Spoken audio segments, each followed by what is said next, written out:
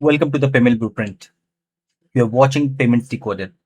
Every Tuesday, we take one payment concept and make it simple. And today, we are looking at one of the most important concepts in the payment card industry, the issuer and the acquirer. Have you ever thought about this? Every time you pay with your card, there are actually two different banks involved in making that payment happen. One bank looks after you, the cardholder, the other banks after the merchant. So, if they both are banks, why do they have completely different responsibilities? And that's exactly what we are going to decode in this episode. Let's start with something we don't usually think about. Every time you pay with your card, you are probably thinking about one thing. Will this payment go through? You rarely stop to think about which banks are involved. But behind every successful card payment, there are two banks involved, each with completely different responsibilities. The first one is your bank, and this is the bank that issued you a debit or credit card, and in the payment industry, we call it as an issuer. Its responsibility, is to manage your account, manage your card, and ultimately deciding whether your payment should be approved or declined. The second one is your merchant's bank.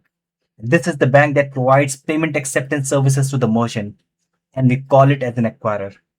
Its job is to help merchant accept the card payment and send those transactions to the payment network for processing. So although they both are banks, they don't do the same job. One serves the cardholder, whereas other serves the merchant. And together, they make every card payment possible. Now let's follow this payment together. Imagine you are standing at a supermarket checkout. You tap your Visa card, and within a couple of seconds, the terminal says approved. From your point of view, that's the whole story. You take your shopping bag and walk away.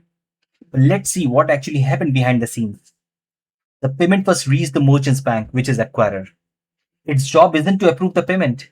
Instead, it makes sure that the transaction enters the payment network and reaches to the right destination. The payment is then routed through the Visa network to your bank, the issuer. And this is where the decision is made. The issuer checks whether your card is valid, whether there is enough money in your account or available credit on your card, and whether anything about the transaction looks suspicious. If everything looks alright, it sends back an approval. That approval follows the same path back through the network until it reaches the merchant's terminal. And that's where you see approved on the screen. So both banks were involved in the same payment, but they were doing completely different jobs. The acquirer made sure that the payment reaches to the right place, whereas issuer decided whether the payment could go ahead or not. So if you have to remember just one thing from this episode, let it be this. The issuer is your bank, and the acquirer is merchant's bank. The issuer looks after you. It issues you the card, manages your account, and decides whether your payment should be approved or declined. Acquirer has a different job. It helps merchant accept the card payment, connects them to the payment network, and makes sure that the transactions are processed so the merchants can eventually receive the fund. And that's why every successful card payment needs both of them. One represents the cardholder and the other represents the merchant. They are doing completely different jobs, but they both are working towards the same goal. If this comes up to the next interview, here's the answer to remember. An issuer provides payment card and authorizes the transaction on behalf of the cardholder, while an acquirer enables the merchant to accept the card payment and process those transactions on behalf of the merchants. The next time you tap your card, you would have probably known that there are two different banks working together behind the single payment.